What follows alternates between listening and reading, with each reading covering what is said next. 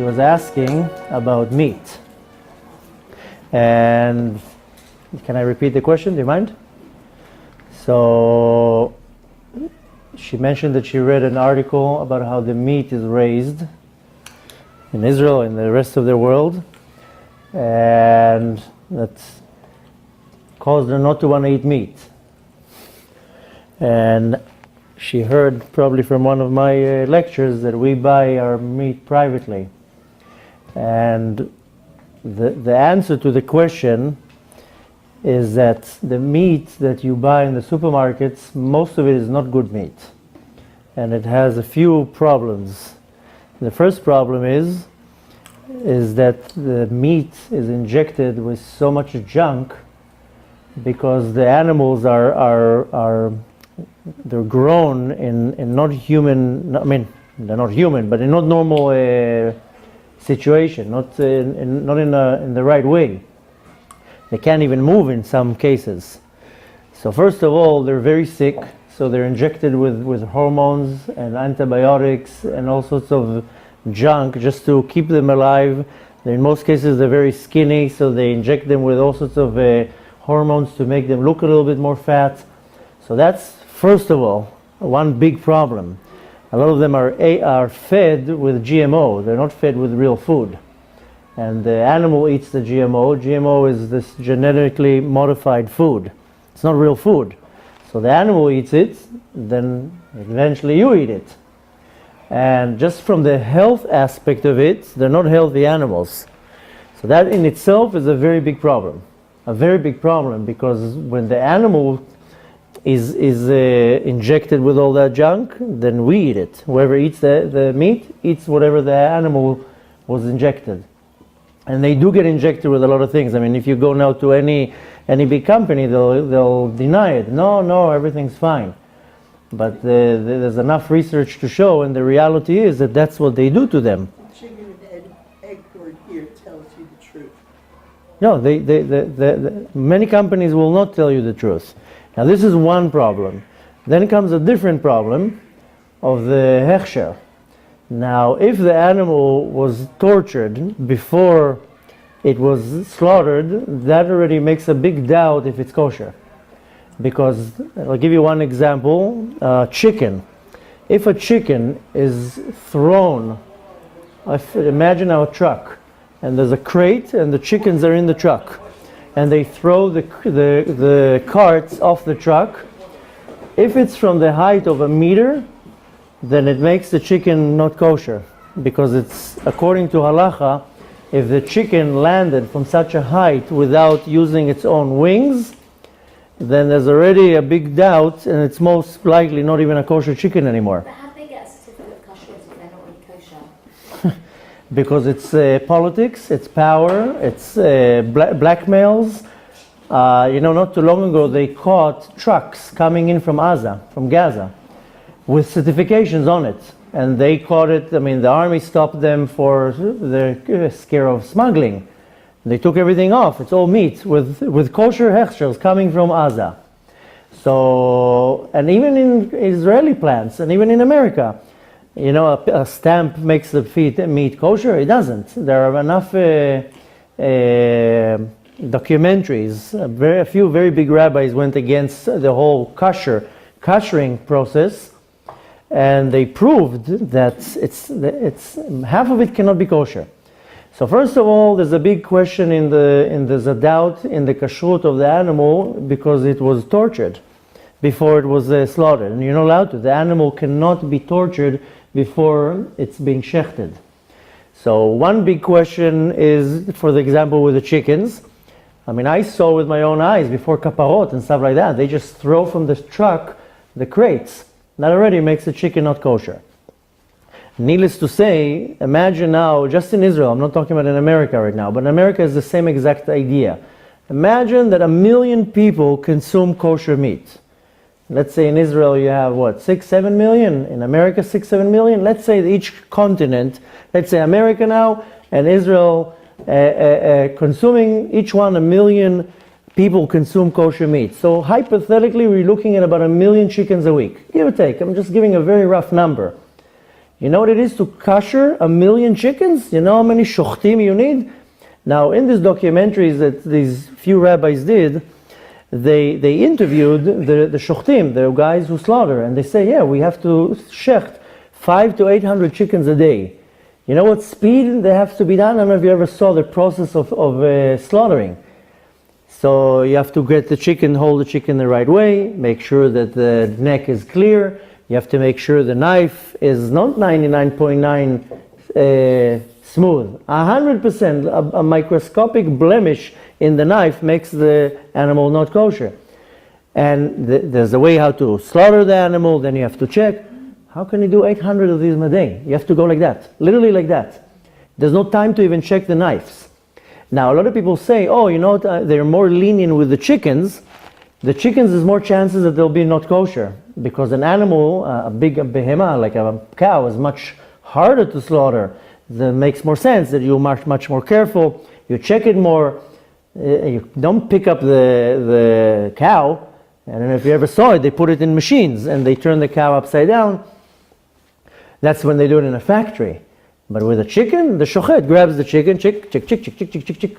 So that in itself brings another huge doubt in the quality of the certification. Now I know a lot of people, when I say that, I'm not the only one. It's not that I invented that. There are many rabbis that go out and say, listen, probably half the meat you consume is not really kosher. It cannot be kosher because of the way it's done. How the animals are treated.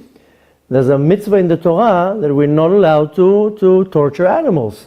You're not allowed to. Tzar balei chaim. If the animal is tortured, if the cow is sitting like this and it's not even moving, that's torture. There's already a doubt here if it can be kosher. Then the way it's done.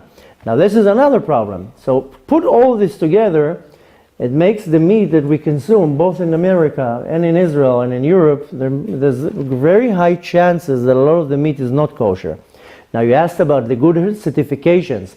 Unfortunately, and I'm saying it with a very heavy heart, I can't say with percentage, so that I'm not going to be wrong with my evaluation, but a very high percentage of all the certifications, it's all politics. It's all money. It's not real kosher. And this group will not buy from that certification because he said, 50 years ago, something about their rabbi, and this certification is for Sephardi, and that's Ashkenaz. Not too long ago, somebody gave me for Purim, we got a lot of Mishlochei Manot. I took one of the junk that we got because the Mishlochei Manot is just a bunch of sugar. Just better buy a bag of sugar and give it instead of wrapping it nice in lollipops. And I looked at one of the products and I was like, my gosh, it has 7 certifications. 7 hechsherim. I was like, one is not enough? So it has all the certifications that if it falls in this neighborhood, it's kosher there. If it falls in that neighborhood, it's kosher over there. I mean, that's ridiculous. That, you see, it's money. It's money, it's politics, and it's sad because, I'm coming from the Torah world.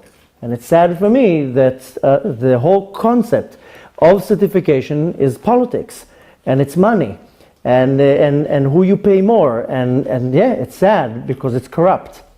And you know, for example, I know in America, for a certain congregation, doesn't matter which one, there's a split in the community. So they have 2 hechsherim. One from this rabbi, one from this rabbi. This group will not buy from this hechsher. This group will not. It's the same group, same a group of people. And it's so pathetic that, you know, I just yesterday I had a class about every month we have a class about the power of the month. So yesterday was Rosh Chodesh Nisan, so we had a beautiful class about the month of Nisan. And each month, if you follow my lectures, each month has a certain sense. And the sense of Nisan is the sense of speaking, Chush HaDibur. And in that lecture, you should go online and look at it. It was posted already yesterday. It's a very, very powerful lecture. And over there, I'm talking about the whole concept of the damage that we do with our mouth. Lying, cheating, Lashon Hara, all that stuff. And I mentioned that so many people, they're so fanatic with what goes into their mouth, but they don't care what comes out of their mouth. What comes into their mouth, if they dissect it with microscopes to make sure that it's kosher, but what comes out of their mouth, lying and cheating and slandering and Lashon Hara and all this, that's fine, that's okay. So the problem is that we look at something that represents the Torah and we get deceived. We're like, okay, oh, he has a long beard, it must be kosher.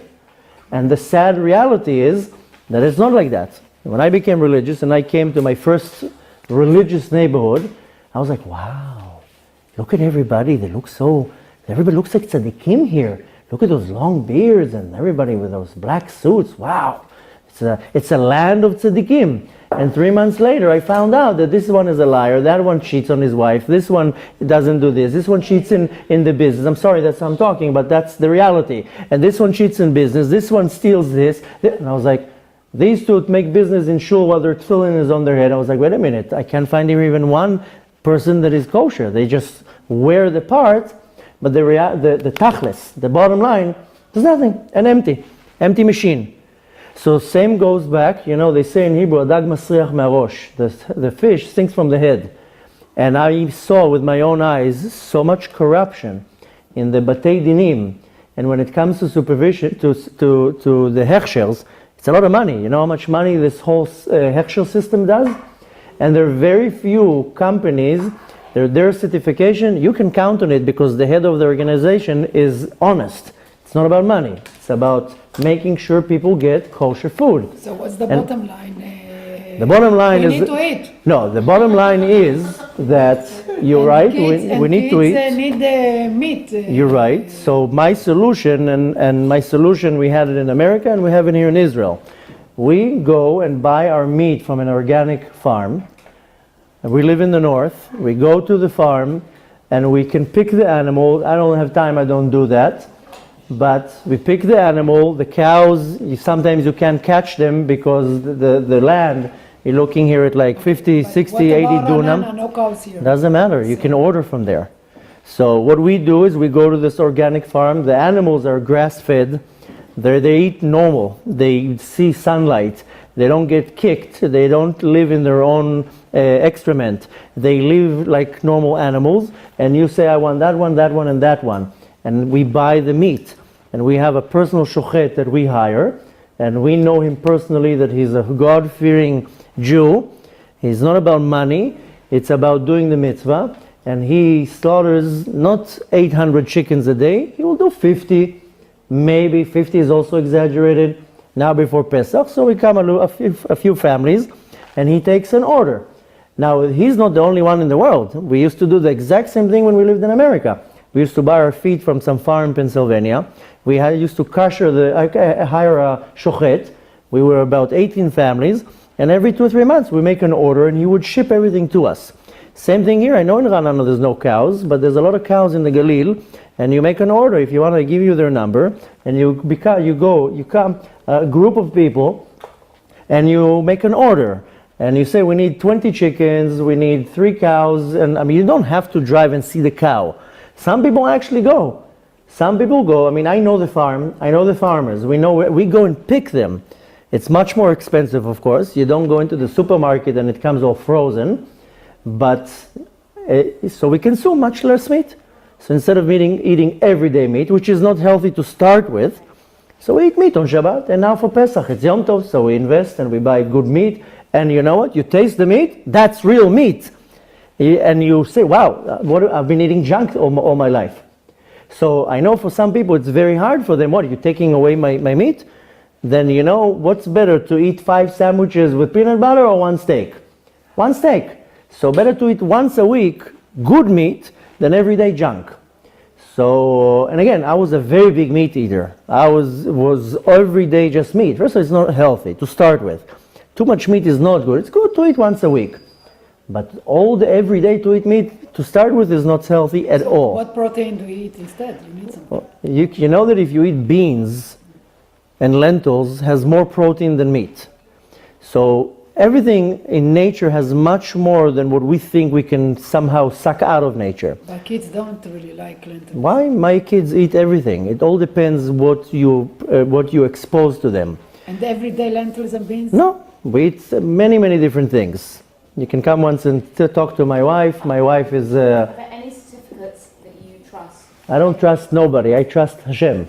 Okay, but if I mean, you know, in extreme situations, you're talking about in Israel or in a Practically here, like if the galil option is like not always so convenient, like sometimes I order meat from Bnei Brak because I assume that if Rabbi Kanievsky puts his name on a hechsher, then I mean that's a serious matter. I've seen hechsherim with the name of Rabbi Ovadia Yosef, and they were found out there was problems there.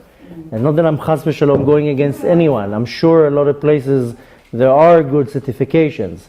But, you know, in our generation, we suffer from many problems. We suffer from, not we, I mean, I'm saying as a generation, depression, sadness, anxieties, fears.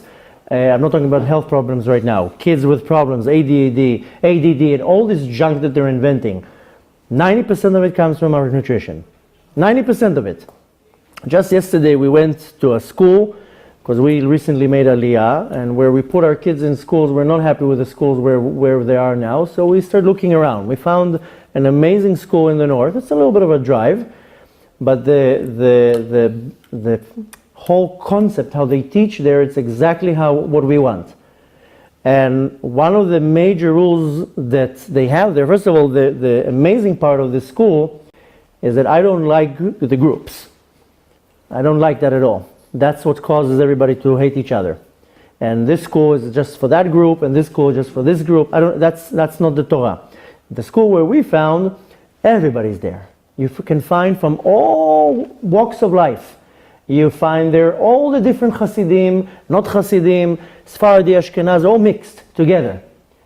And that's first of all, the whole system there is the right way of teaching Torah.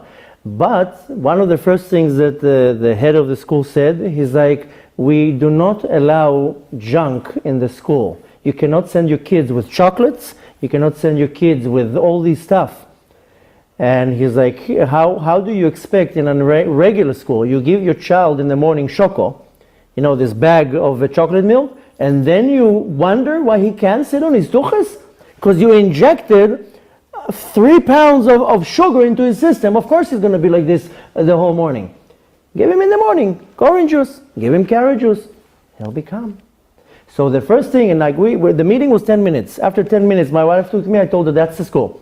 He said 4 things, and I was like, that's where I need my kids. You know, what I liked there, when we walked in, we had rain in the north, was a lot of mud. And I told my wife, I rather have mud than cement. Because where they're now, it's cement.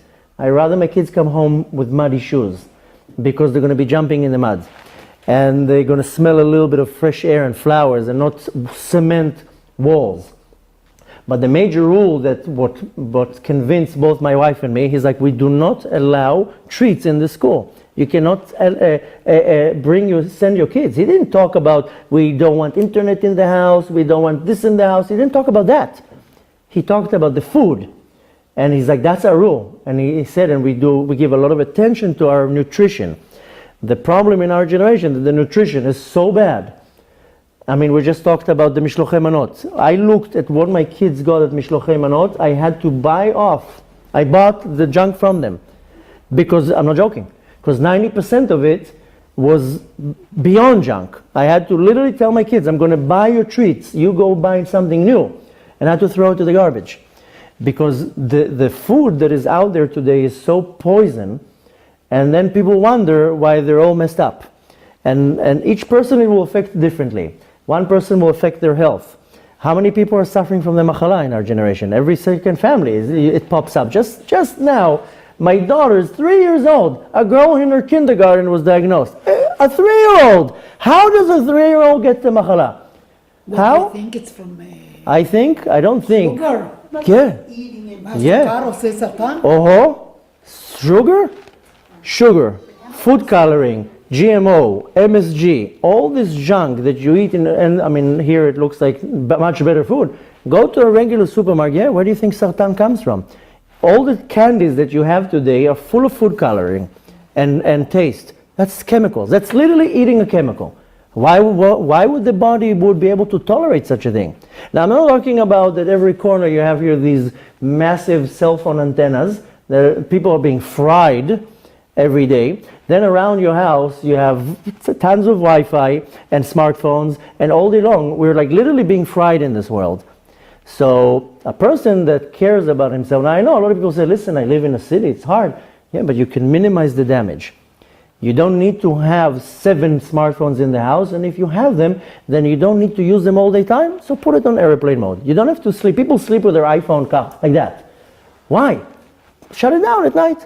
We also have Wi-Fi in my home. I don't live in the dark ages, but at night we turn it off.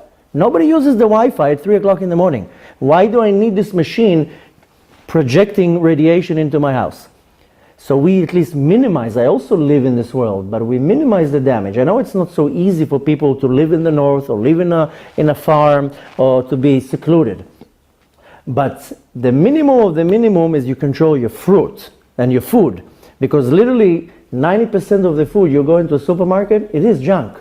Look at the ingredients, and if you think that what they're telling you on the ingredients, that's the truth, then they're also lying. What does the halacha say about it? The halacha? About the food. I'm sure there is a lot about That's a big thing, because sorry that I'm saying that, the corrupt rabbis that get a lot of money from the Hechsherim, they say it's fine. The rabbis that are emet, they say, no, this is not fine, this is not fine, this is not fine. And I can name you a couple dozens of rabbis that are emet rabbis, and I'll tell you, don't touch this stuff. Don't touch it. It's junk.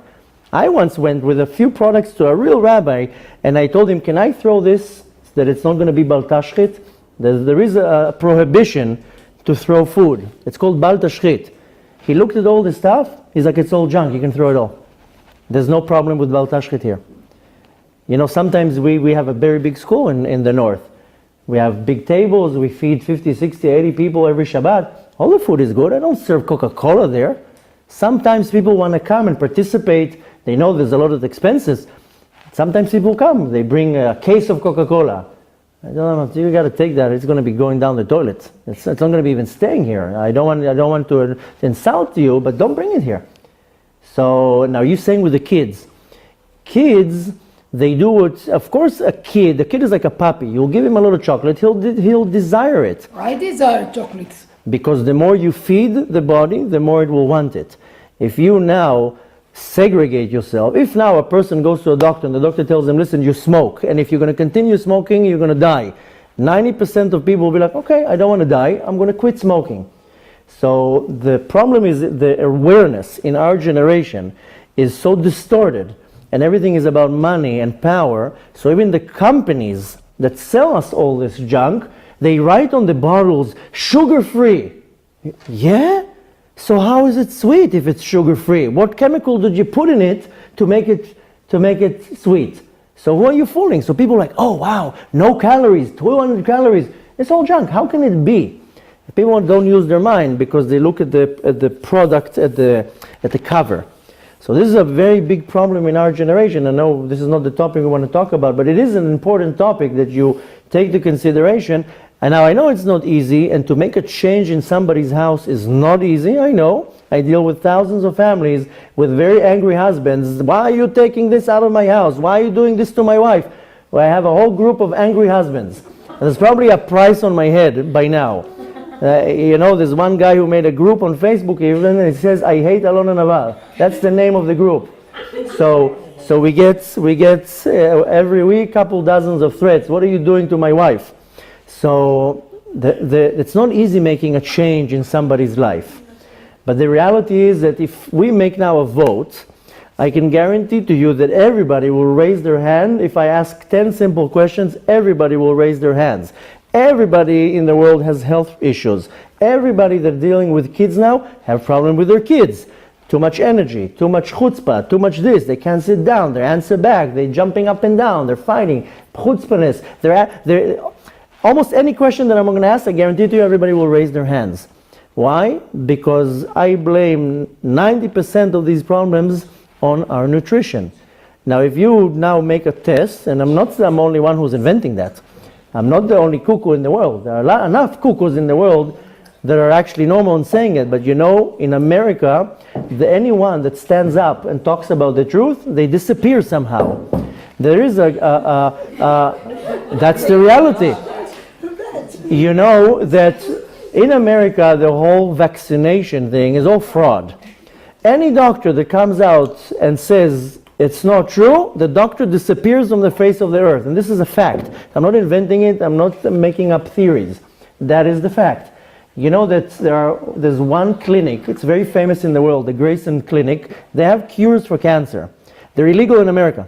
There's no centers in America. They have centers in Costa Rica, in all sorts of other places. They're not legal in America. Because for stage 1 and 2 cancer, they know how to cure it. Stage 3 and 4, that's already, kind of past a certain line that it's not easy to cure. So there are a lot of cures in the world, but the pharmaceutical companies in the world are so corrupt.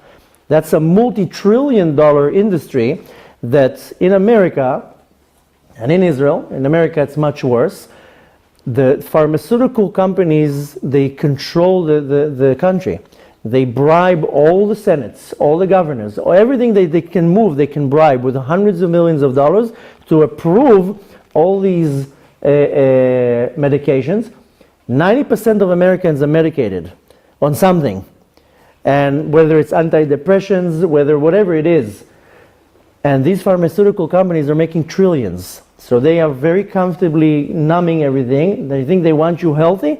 Why would they need you healthy? They want you sick. You're a good customer when you're sick. If you're healthy, I don't need you. They want sick people. So the governments are corrupt, companies are corrupt. Don't go by, and unfortunately it manifests also to the Torah world. So the certifications, half of them are corrupt and half of them are not real. And you know how many certifications were proven to be that they had a name of a very big rabbi, and when they came to the rabbi, he says, it has nothing to do with me. I never approved it now. There's one rabbi now that he came out with a hologram. You can't forge it. So, but I saw certifications with the name of Rav Ovadia Yosef, and when they came and researched it, it's mapitom. That's not even, it didn't come from us. We never get such a certification. So, the problem is that there's no problem. I mean, when you come and throw this concept into people's face, they're like, what? Now? Where am I going to shop? What am I going to eat? Don't worry. Do I look bad? Look at me. There's not an ounce of fat on me. Do I look sick to you? No, I eat very good. My wife only eats healthy food. My kids, Baruch Hashem, are healthy. Here and there, maybe in the winter they get some running nose. That's okay. It's okay to have a little bit of bacteria in your body. There's nothing wrong with that. But you can have, and you know what? Come to our Shabbat table. You see the desserts that we serve are 10 times better than all the junk you buy from the bakery. That's full of preservatives and sugar and white flour and all this junk. And my wife and daughter, they bake 10 times better. So what did they do 100 years ago when they didn't have factories? They didn't have food then. Billions of people 100 years ago. I'm not talking about 2,000 years ago. I'm talking about 100 years ago. There were also about 5 billion people in the world. They didn't eat. They all starved. No, they had food. Okay, it wasn't as easy as today, walking into the supermarket and pulling it out. You wanted a piece of chicken, you had to go to the garden and slaughter your chicken. Or in the morning you wanted eggs, you had to go out to the garden and take the egg, and you didn't have 20 eggs, you had only 4 eggs. So maybe today we have this unbelievable abundance, which is amazing, but this abundance is also a problem because we got used to an abundance. Just monitor how much food you throw out of your house every week. Most people don't even notice that. Just monitor how much food you throw. You buy a pint of whatever it is, the hummus, you eat a quarter of it, the rest throws to the garbage, it goes bad. You buy some cheese, half of it goes out. Whatever you buy, notice how much you throw out. In the olden days, they consumed a little, they had a little and consumed a little. Now it's just, you take from the supermarkets, buy 2 for 1, and the supermarkets steal from you. Buy this, get 30% off, get this 20% off, and they just want you taking things off their shelves. So the point is, I know I sound very fanatic and people are like, no, you're crazy. I'm not crazy. And lehefech, very soon when Mashiach is going to come, we're not going to have that stuff. You want to prepare already now. And the reality is that people who are aware of their nutrition, then they're not as sick, if they're sick at all. The energy in the home is calm. People are not agitated. People are now in our generation are upset. You know, I just drove now 2 hours from the north. People on the road are like like as if it's a war. Like chas v'shalom, you drive 2 kilometers per hour less than them, lights flashing and beeping, and well, relax. And in chas v'shalom, you look at somebody the wrong way, ooh, the words that come out of their mouth.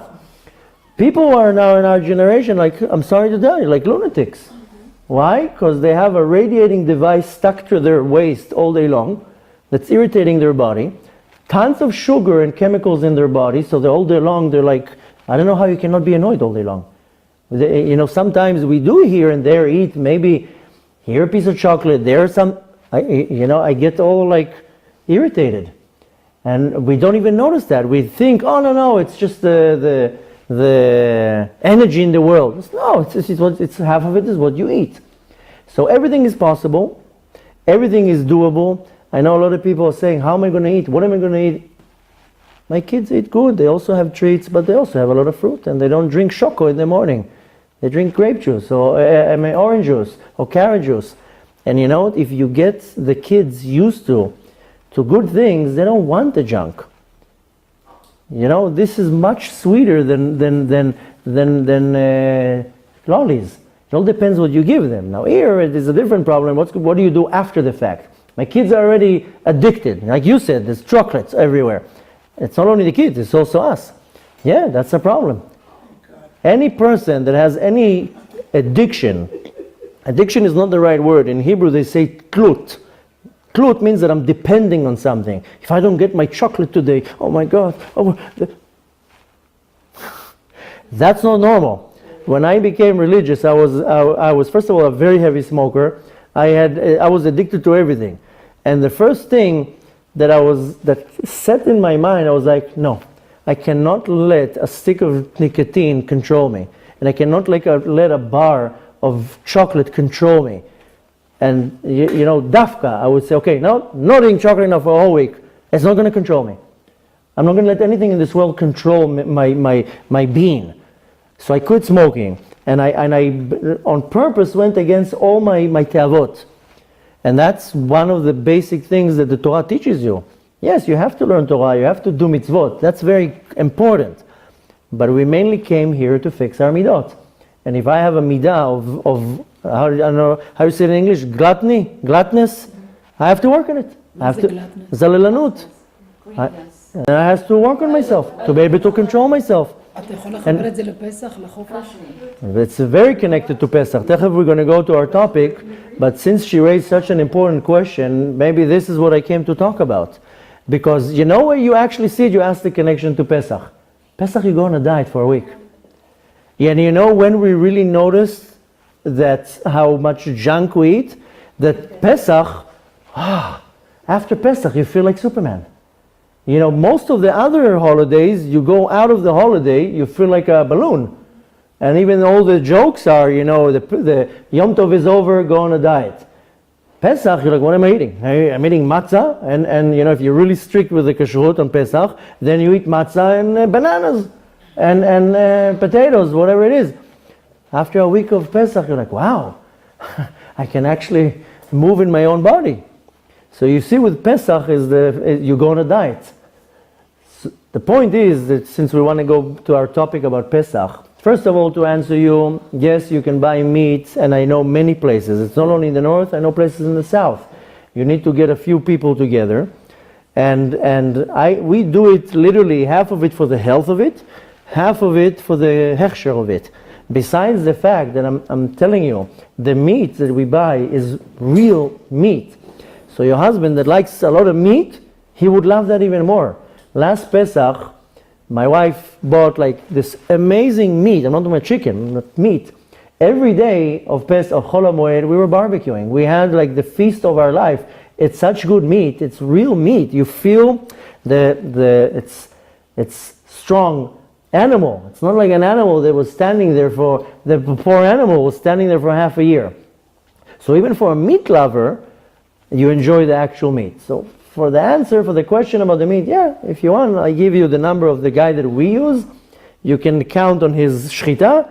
You can count on his how he wraps everything. He ships it. If it's a big order, he will ship it. Yeah, it's a little bit more pricey. A little bit. If you want, drive to the north, you can choose your cow. You can look at the cow, pet it, and say, I want that one. And they're heavy cows. It's not like these skinny cows that you go to those poor places in inhumane conditions. I mean, just by that, I used to work on a farm. How they treat the animals, it's not human. It's not normal. I mean, human. I mean, they're not human, they're animals, but it's humane. It's not normal. Which in itself, many rabbis say just that makes the animal unkosher. The fact that she went through torture before it was slaughtered, that's already making it unkosher. Why? Not because if you're looking at the halacha of it. First of all, in halacha, there are many things, like I told you, you throw a crate of chickens from the truck, that makes the chicken not kosher because it didn't land with its own wings. That's mamash halacha. But what I consume, what I put in my body, becomes part of me. So if I consume an animal that is sick and weak and tortured, where you don't think they have a nefesh. An animal has a nefesh. It feels the pain. It feels the sorrow. So I'm consuming now in this in me. And then people don't understand why they're depressed. Yeah, because you ate an animal that was depressed. No, I'm not joking. Yeah, but it's dead. So Doesn't matter. if it's dead, it's not depressed anymore. Doesn't matter. But in the meat, in the existence of the animal is, we eat whatever the blood has to be cleaned out. If there's blood in the meat, then it's not kosher. It has to be cleaned out. The nefesh is out. So what's Doesn't matter. But the mahut, what's called in Hebrew mahut, masha bonet chaya, whatever the existence of the animal was suffering and pain and heaviness and depression. But don't you think you eat it? It's the same thing even with vegetables. Anything, the Arizal says everything has a nefesh. Even this water, there's a nefesh in the water. And you know why we actually consuming the water? There are 4 levels in creation. Inanimate, vegetation, animals, and humans. We are as humans on the top of the chain, we have to elevate all these 4 levels. So when I eat a cow that ate grass that was grown in the ground and raised with water, I'm elevating now all 4 levels. So just this week we had a class because this week's parasha is Vayikra. It's talking about the sacrifices, and I raised the question by asking, what kind of a system is that? I made a sin and now I kill an animal? I mean, when you're thinking of it, half of the korbanot, the sacrifices, is I did a sin, now let me slaughter a sheep. So I raised the question. That doesn't sound so fair. Why is I should get the punishment, not the cow? So the explanation is, go watch the video, but one of the explanations is that the animal wants to be slaughtered. It wants to be elevated to the level of a human being. It says, I want to be killed. And it's not killed, it's slaughtered. So the point is that I have to elevate all my food. If you look how the world was created, look at the Adam and Chava, the vegetarian. They didn't eat meat. They only ate from the trees. When Mashiach is going to come, we're going to go back to the same state. There's not going to be lollipops when Mashiach comes. There's not going to be Coca-Cola and RC and 7-Up or whatever it's called. We're going to drink water, and pure water. And you want something with taste, so you juice some vegetables or fruit. The food in our generation is so industrial that we are becoming like the machines. The food is done with machines, we are becoming like machines. With no feelings, with no simchat chaim, no life. Heavy like a machine. And then people don't understand where it's coming from. 50% of kids, I don't know in Israel, but 50% of kids in America are on all these Ritalin and all this junk. They have Ritalin. They have another. Yeah. I think I think also in Israel a very high percentage of kids are on Ritalin. Also against coffee? Coffee, if you drink 17 cups, it's not good. If you drink 1 cup from not processed coffee, it's good. There's nothing wrong with it. The problem is that 90% of the coffees you'll buy in the supermarket, it's processed. It's not real caffeine. So where do you find real coffee? You can buy the grain. Like the Turkish? Yeah. Now, first of all, you can buy the Turkish, or you can find real grained coffee and grind it and put it in a machine. You'll have real coffee. And then you know what? Then you don't need 17 cups of coffee, because 1 good cup of coffee, it's real. You just smell it. You're like, That's what we do. We have a machine, we grind our own coffee, and the coffee that I drink, I was totally Every addicted. morning you grind it? No, we grind, yeah. Every morning? Sometimes every second day. First of all, you have machines that you put the amount of coffee you want, they'll grind it on the spot. Yeah, I can't find it as well. I had it in America. So bring it from America. It's not a big deal. The point is that Rambam says, Nefesh bari, beguf bari. The soul is healthy when the body is healthy. And 90% of our problems will be solved if you become very strict with your food. If you want my suggestion, be more strict with your food than your mitzvot.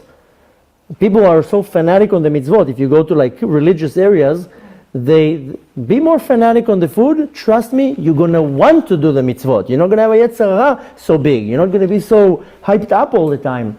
So the nutrition is one of the most important things, and put it to the test. And I know it's hard. I get this answer all the time. It's hard. Okay, everything is hard. If chas v'shalom now I have I know somebody now that they were in a car accident. The kid now has in a wheelchair, and he tells me it's hard. I know it's hard. Now you have to build a ramp to get into the house. Now you have to have a machine to take the chair up onto the second floor. Of course it's hard. I'd rather my kitchen be hard than building ramps into my home. If life is supposed to be hard, it will be hard. But so what if life is hard? What, I'm just going to buy everything that is easy in the supermarket because it's easy? Now people go, a lot of women, they're like, listen, I don't want to cook now for 2 hours. Let me buy this little box, and I'll put it into another box, and I press a button, and with 3 minutes I have a meal. I mean, you just radiated the entire family. So you cook for 2 hours, so what? So again, everything is easier said than done. I know that a lot of people are saying, oh, your theories are easy. It's not easy. I'm not saying it's easy. But I rather have my life hard with being a little bit particular with my food than being in doctor's appointments and sitting outside a hospital in the waiting rooms and psychiatrists and psychological and being dependent on my kid needs this, he needs that. I don't want that. I rather my mind be occupied with what food I eat than my mind be occupied to which doctor I need to take my kid, or how I need to deal with my own issues. So, and the reality is, that's the sad reality, that most people, they have some type of whether a health issue, emotional issue, a mental issue, something. Who needs this headache? Who needs this? And go 100 years ago, if we would be able to interview somebody from 100 years ago, there weren't psychiatrists. People were strong people. They dealt with their problems. Now every little thing that moves, your world collapses. Not because there's 100 years ago there was also challenges. 500 years ago there were challenges. Well, there weren't marital problems 500 years ago. 500 years ago all the couples were happily married. We're not different. But nothing changed. They also had challenges 2,000 years ago. But the difference is that our system is not equipped to deal with the challenge. Why is it not equipped? Because my system is weak. It's controlled by the nutrition that I eat, which is poison. Make a test. Take a group of people, change their diet. You'll see that this group of people will be strong-minded, no depression, no sadness, no anxieties, no fears, no sicknesses. And this is proven because where I live, there are many yeshuvim in the north. There's one yeshuv right across where we live. It's called Or Ganuz. No, there's one yeshuv. It's called Or Ganuz. Rav Yuval Sherlov. Ashrob. Rav Yuval Ashrob. Yeah, he lives there. This yeshuv, they're very aware about their food. They're aware about everything that's around them. If it's Wi-Fi, Shmi-Fi, cell phones, all that, they're aware. I'm not saying they don't have it. I'm just saying they're aware. I can guarantee to you, go one time. They host very nice. They host people. Go there once, and you'll see. People are calm, relaxed, skin is glowing, they don't look weak and pale and sick and depressions and backaches and this aches and that aches and I can't sleep, I can't fall asleep, I can't get up. I mean, I guarantee to you, go down the street. There are how many apartments are down the street? 500 apartments? Knock on each door. I guarantee to you that if you make a survey, you'll find out that 90% of them are suffering from one of the things that I just told you. And everybody thinks it's just normal. So you take another pill and another pill. I'm weak, I don't have energy, here, take this pill, take that pill. Now people buying vitamins. What is this junk? Eat a carrot. I need to swallow a pill? So besides that, that's all industrial and half of it is junk. But you need energy? Eat celery. Eat a salad. Why you need to swallow a pill? That's how ridiculous we became. Then people don't understand. Now they have problems with their teeth. Yeah, because your teeth are not getting the actual vitamins pushed into the gum. You're getting chemicals pushed into your gums. So the gums become sick. Then your teeth become sick. It's a cycle that we can get away from. So all you need to do is raise the awareness. And anyone that will come and raise a little bit of awareness is mocked. And anyone who comes and talks a little bit is pushed down. Nobody wants to hear it because people are looking for an easy life. But the bottom line is not, you have to wait out.